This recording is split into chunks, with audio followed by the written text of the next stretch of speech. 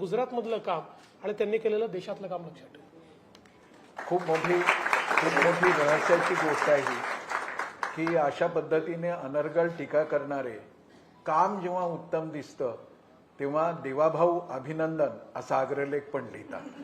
तर ही गोष्ट खरीच आहे. पण प्रश्न असा येतो की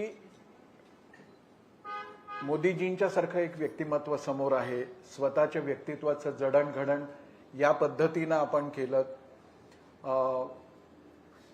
एका मर्यादेमध्ये सरिता काकू आणि अमृता वहिनीही एका मॅच्युरिटीमध्ये हे सगळं समजून घेतात.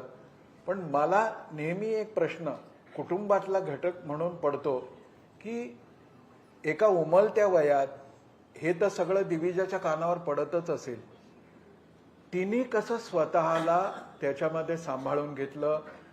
त्या बाबतीत आई, आजी, बाबा यांच्याशी तिचा काही संवाद असतो का? आणि तिला कशा पद्धतीने प्रश्न पडतात आणि एक पिता म्हणून तुम्ही त्याचं उत्तर कसं देता? खरं म्हणजे मी गमतीने नेहमी असं म्हणतो की आमच्या घरी सगळ्यात मॅच्युअर कोणी असेल तर दिविज आहे. क्या बात. कारण आता तिचं वय 15 आहे, पण या वयामध्ये जी प्रगल्भता तिच्यामध्ये आहे, म्हणजे आपण बघितलं असेल की आत्ता मी मुख्यमंत्री जेव्हा बनणार किंवा सगळं चालू होतं,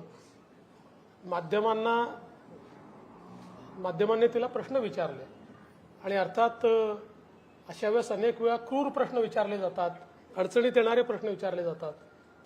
पण तिला प्रश्न विचारला की तुला काय वाटतं, तुझे वडील होतील का, ते मुख्यमंत्री होणार आहेत का? तिने सांगितलं जो होईल तो महायुतीचा होईल आणि नेते ठरवतील तो मुख्यमंत्री होईल.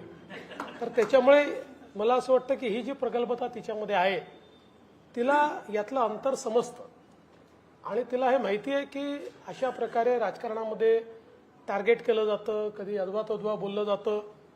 त्यामुळे मला असं वाटतं की ती मॅच्युरिटी त्याच्यामध्ये एक प्रकारे उपजतच आली किंवा ती तिने स्वतः ॲक्वायर केली. फार काही आम्ही कोणी, मी किंवा आईनी किंवा अमृतानी तिला समजवलं, शिकवलं असं नाही आहे. तर अनेक वेळा मुलं कशा प्रकारे ती ॲक्वायर करतात तशी तिने ॲक्वायर केली. खूप आशादायक गोष्ट आहे. याचा अर्थ फडणवीसांच्या कुटुंबात तिसरी पिढी आता नेतृत्वासाठी सिद्ध व्हायला लागली असं म्हणायला. याचं एक तुम्हाला सांगतो की तिला यायचं असेल तिने जरूर यावं, पण माझा स्वतःचा समज असा आहे की फडणवीसांच्या कुटुंबात राजकारणामधला शेवटचा मी आहे. ह्याला टाळी वाजवता कामा नाही. पण खरोखरच ही गोष्ट अशी आहे की सदैव ताण तणाव टीका आणि मधला काळ तर बॅड पेक्षाही कुठला दुसरा शब्द असेल तर तसा तो पॅच होता. आणि ज्याला जीभ आहे आणि बोलता येतं तो वाटेल ते बोलत होता.